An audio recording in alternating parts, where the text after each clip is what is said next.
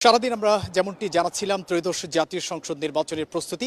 আমরা এখন অবস্থান করছি চট্টগ্রামের চন্দনায়। আমরা একটি মূলত কেন্দ্রে অবস্থান করছি, চট্টগ্রাম 14 অর্থাৎ চন্দনায় শাসন একটি কেন্দ্রে আমরা অবস্থান করছি, গাছবাড়িয়া নিত্যানন্দ গৌরচন্দ্র সরকারি মডেল উচ্চ বিদ্যালয় কেন্দ্রে। এখানে আমরা যেটি দেখেছি, ইতিমধ্যে ভোটের যে আনুষঙ্গিক সরঞ্জাম সেটি পৌঁছে গেছে এবং এখানকার যারা কর্মকর্তারা আছেন কিংবা দায়িত্বরত যারা আছেন তারা আগামীকালের ভোটের যে অনুষ্ঠান সেটির জন্য মূলত প্রস্তুতি নিচ্ছেন। আমরা একটু আগে কথা বলেছি এখানকার একজন কর্মকর্তার সাথে, অর্থাৎ যিনি প্রিজাইডিং অফিসার আছেন তার সাথে কথা বলেছি। তিনি যেমনটি জানিয়েছেন, ভোটের যে সরঞ্জাম ব্যালট থেকে শুরু করে আনুষঙ্গিক যে সরঞ্জাম সেটি ইতিমধ্যে পৌঁছে গেছে এবং ব্যালট পেপারগুলো নির্দিষ্ট জায়গায় সংরক্ষণ করে নিরাপদে সংরক্ষণ করে রাখা হয়েছে এবং তারা অন্যান্য যে আনুষঙ্গিক কার্যক্রম সেটি মূলত সারছেন। কয়েকটি তথ্য একটু জানিয়ে রাখি চট্টগ্রাম চন্দনায় যে আসন সেটির ব্যাপারে। এখানে মোট ভোটার রয়েছে 3,13,431 জন এবং সেখানে পুরুষ ভোটার রয়েছে 1,65,763 জন। এছাড়াও নারী ভোটার রয়েছে 1,47,667 জন। এর পাশাপাশি কয়েকটি তথ্য একটু জানাতে চাই, সেটি হচ্ছে যে এখানে বেশ কয়েকজন প্রার্থী রয়েছেন।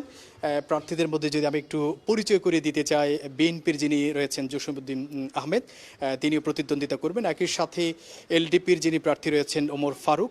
এছাড়াও বাংলাদেশ ইসলামী ফ্রন্টের মোহাম্মদ সুলাইমান, তিনিও কিন্তু প্রতিদ্বন্দ্বিতা করছেন। এছাড়াও আরও বেশ কয়েকজন প্রার্থী মূলত রয়েছেন।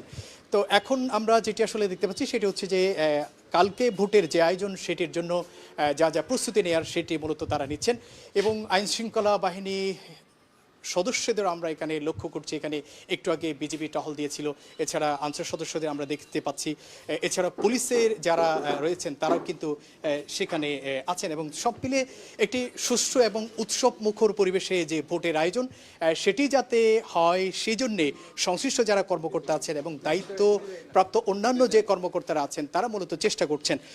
আমি একটু কথা বলতে চাই এই যে কেন্দ্রে যিনি দায়িত্বে রয়েছেন প্রিজাইডিং অফিসার মোহাম্মদ সাইফুদ্দিন, তার সাথে একটু কথা বলতে চাই।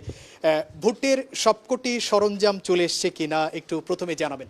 জি, আমরা ভোটের সব সরঞ্জাম আমরা ইতিমধ্যে কেন্দ্রে নিয়ে এসেছি এবং সবগুলি সুস্থ তত্ত্বাবধানে আমাদের কেন্দ্রে এসে পৌঁছেছে।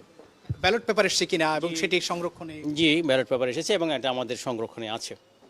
তাহলে আপাতত কোনো সরঞ্জাম বাকি নেই? না, কোনো সরঞ্জাম বাকি নেই, আমরা সব প্রস্তুতি সম্পন্ন করার পথে রয়েছি। আচ্ছা, আগামীকাল একটি ভোট আয়োজনের জন্য আপনাদের আর কি কি প্রস্তুতি সম্পন্ন করেছেন এবং এ পর্যন্ত আসলে কি প্রস্তুতি আছে আপনাদের? আসলে এই কেন্দ্রটা একদম ঢাকা চট্টগ্রাম কক্সবাজার মহাসড়কের পাশে অবস্থিত। আপনি দেখছেন খুব চমৎকার পরিবেশ এবং চতুর্দিকে খুব সুরক্ষা বেষ্টনীর মধ্যে চমৎকার একটা পরিবেশে ভোট অনুষ্ঠিত হবে। ইতিমধ্যে আমরা সার্বিক প্রস্তুতি সম্পন্ন করেছি। এখন আমাদের সামান্য কিছু কাজ ভোটের পূর্ব প্রস্তুতি যে কাজগুলি করার দরকার আমরা সেগুলি সম্পন্ন করছি এবং জাতির সাথে আমরাও আগামীকাল একটা সুষ্ঠু নির্বাচনের প্রত্যাশায় জাতিকে একটা সুষ্ঠু নির্বাচন উপহার দেওয়ার সঙ্গে আমরা সম্পৃক্ত হতে পেরে আমরা আনন্দিত এবং আমরা সেই প্রস্তুতি গ্রহণ করছি। আচ্ছা, নিরাপত্তার যে বিষয়টি সেটিও দেখছি যে আমরা এখানে আইন শৃঙ্খলা বাহিনীর সদস্যদের দেখতে পাচ্ছি, সেটিও তো অনেকটা নিশ্চিত করা হয়েছে সংশ্লিষ্ট কর্তৃপক্ষ থেকে। আমি আরও অনেকগুলি নির্বাচনের সঙ্গে সম্পৃক্ত ছিলাম। আসলে এইখানকার বর্তমানে যে পরিস্থিতি দেখছি, যে নির্বাচনের যে আইনশৃঙ্খলা পরিস্থিতি, আপনি তো দেখছেন আনসার, বিডিবি, বিজিআর পুলিশ আছে এবং শুধু তাই নয়, এবং নিয়মিত বিরতিতে আমি সেনা সদস্যদেরও টহল আছে এবং তারা কিছুক্ষণ পরে আমাদের সার্বিক প্রস্তুতি কেমন আছে না আছে আছে কিনা সেটা জানতে চাচ্ছি এবং সব কিছু ওভারঅল সব কিছু ভালো। আপনাকে অসংখ্য ধন্যবাদ সময় দেওয়ার জন্য।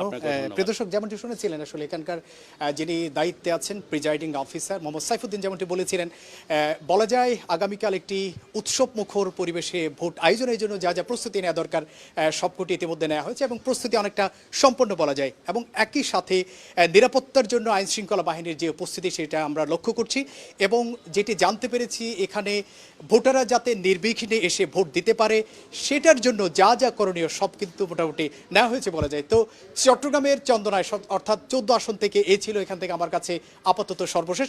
পরবর্তীতে অন্য কোন আসনে গিয়ে আপনাদের সাথে আবারও সংযুক্ত হব। ধন্যবাদ সবাইকে।